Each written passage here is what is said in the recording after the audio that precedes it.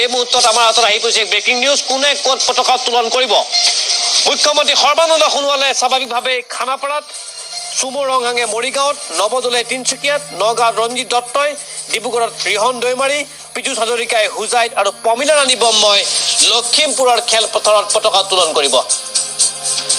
চন্দন ব্ৰহ্মই তেজপুৰত, অতুল বৰাই নলবাৰীত আৰু কেশৱ মহন্তই শিৱসাগৰত পতাকা উত্তোলন কৰাৰ খবৰ এই মুহূৰ্তত আহি পৰিছে প্ৰাগ নিউজৰ। অহা 15 আগষ্টত দেশৰ স্বাধীনতা দিৱস উদযাপন কৰা হ'ব সমগ্ৰ দেশতে আৰু সেই বিশেষ দিনটোতেই জাতীয় পতাকা উৰুৱাব কেইগৰাকী মন্ত্ৰীয়ে জিলা সদৰসমূহত। আমাৰ হাতলৈ অহা খবৰ অনুসৰি নৱদলে তিনিচুকীয়াত, ৰঞ্জিত দত্তই নগাঁৱত,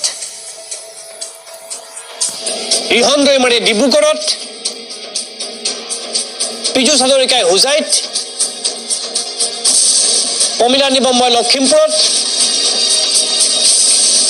চন্দন ব্ৰহ্মই তেজপুৰত, অতুল বৰাই নলবাৰীত